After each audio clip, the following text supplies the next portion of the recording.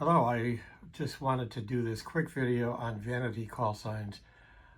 My name is Scott, call is N1IA, and there's a couple of things that I didn't realize about applying for vanity calls and canceling silent key vanity calls that I wanted to share with you. The first site I want to show you in tracking vanity call applications that I use is right here, vanities.k2cr.com.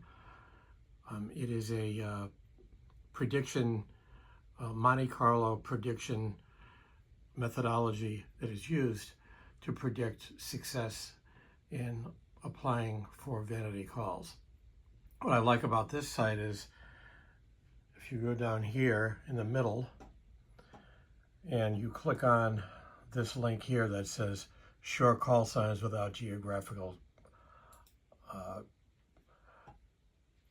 boundaries, and you go here and you go down the list of the current applications for these 2x1s or 1x2s, and you can see when it's available. It has that green light next to it.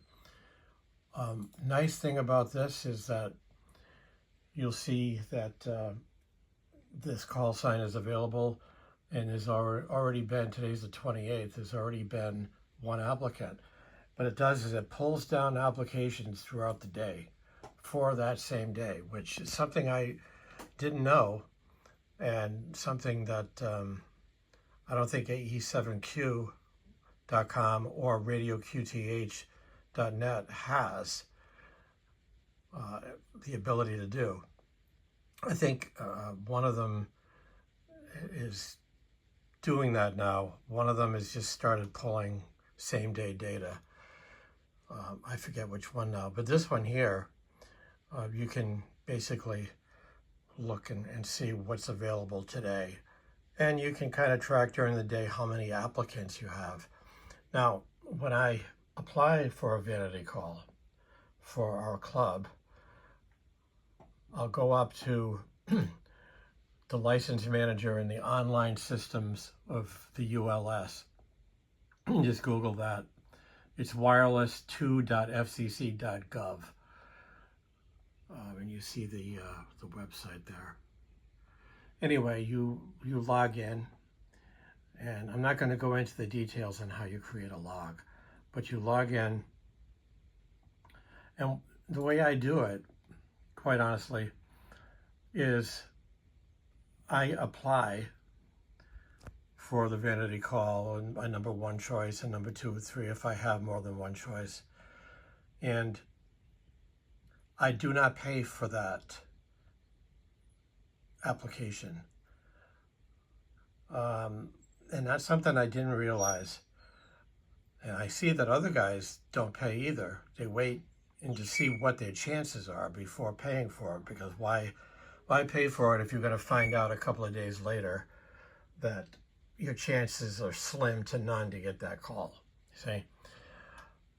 And you have, I believe, don't quote me, but I believe it's 7 days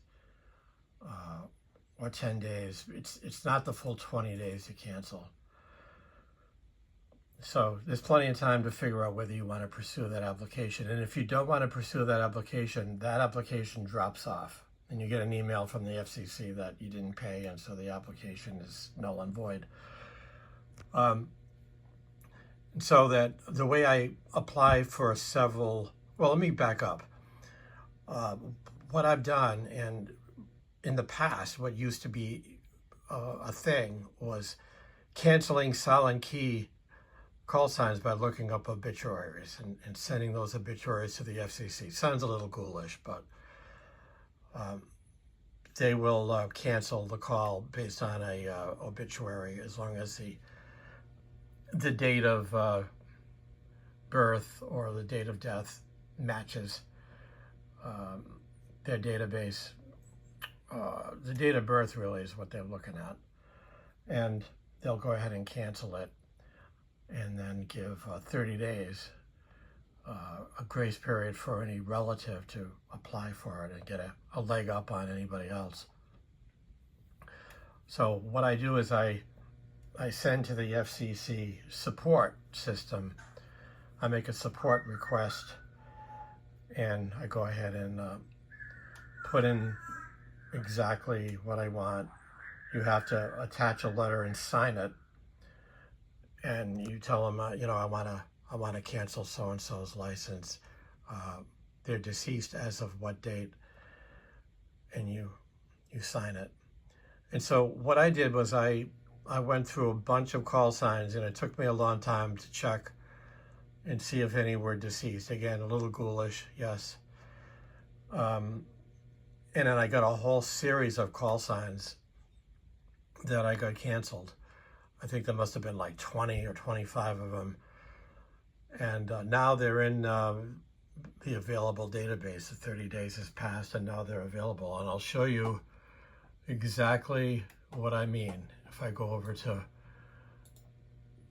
the short call sign availability, you'll see several up here. I canceled these over 30 days ago, and then they're showing up.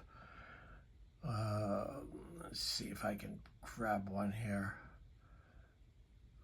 AA10, and you see there were 5 applicants for that call sign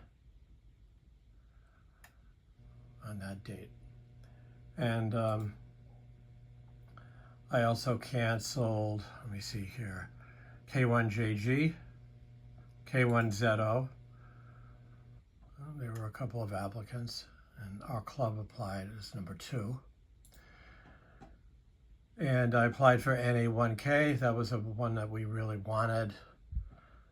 And there I am with number 1 and 2 others with number 2. And it gives you the percentage chance of getting it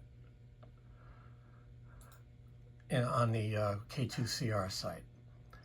And so anyway, I canceled a bunch knowing that in 30 days they would become available. And so what I did is I kind of cascaded the applications across the timeline, across the calendar. And I would apply for one, and then if there were too many applicants, I would just let that application just time out on its own and not pay for it.